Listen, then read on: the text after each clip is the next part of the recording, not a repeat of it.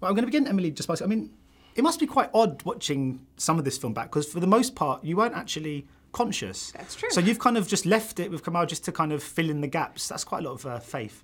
That is true. It was both a lot of faith in Kumail and also talking to my own parents about kind of the minutia of what every day was like. And then we got to actually fill in the truth of them waiting while I was under is quite boring and kind of upsetting. It's just people sitting in a waiting room, like on their phones constantly, and every once in a while, like looking up and being freaked out. So that wouldn't be super fun to watch. So we actually got to put some stuff that, absolutely didn't happen in the movie during that period, because otherwise no one would stay through the second act of the movie.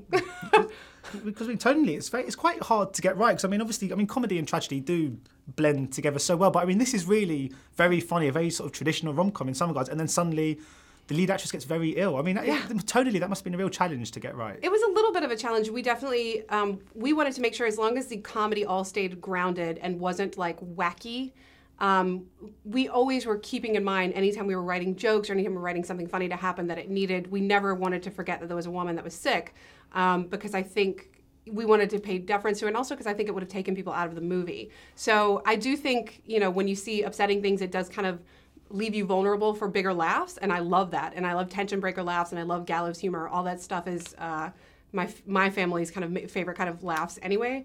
But it was something we were conscious of through the writing, through the shooting, and in the editing, of making sure that we always had that balance right, that we weren't ever like getting too silly, or that we weren't ever getting too maudlin and serious. And so we did our best to kind of swing in both directions, but like keeping them both respectful.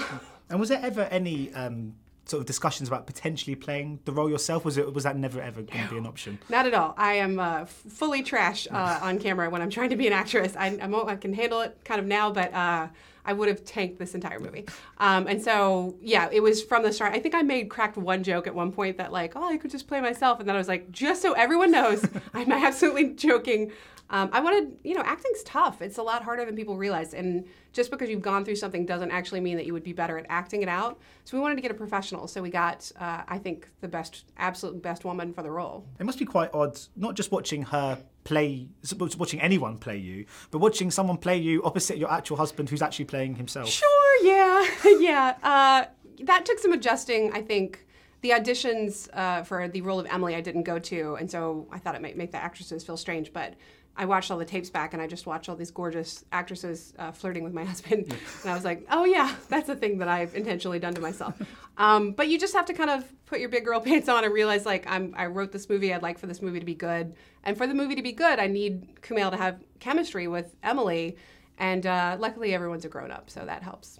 And you said you weren't involved in, you weren't at the auditions for the role playing yourself, but I'm assuming you must have had a very big part in the casting of your parents. Well, it's interesting, like, all of our casting was so uncontroversial. I don't know what would have happened if either Kumail or myself would have been like, no, not this person, but we didn't think we had a shot at getting Holly Hunter or Ray Romano. And when both of them showed interest, it was immediately, as soon as they were at all interested in the part, we went and rewrote the script to kind of fit those two human beings more. If you get a chance to get them in a movie, you're not going to be like, I don't think so. And so they really helped kind of form the characters of Emily's parents in this movie, both because they're amazing actors and just because they're such specific human beings that it's we wanted them to kind of throw in and have a lot of input into their characters. We all know that obviously when Harry Met Sally is the best film ever made, that sort of we goes all know without that, saying. yes, obviously. I'm assuming that must have been a very big influence. And you're someone you've sort of studied the rom-com genre, and I was just wondering, I think you've spoken before about how it can kind of have a sort of detrimental effect on people's expectations. Yeah. So are you of the kind of opinion that sometimes if it's not working, sometimes you actually have to go out there and write one yourself? I never set out to write a rom-com. I did do a workshop in Brooklyn years ago that was how rom-coms are ruining our love lives.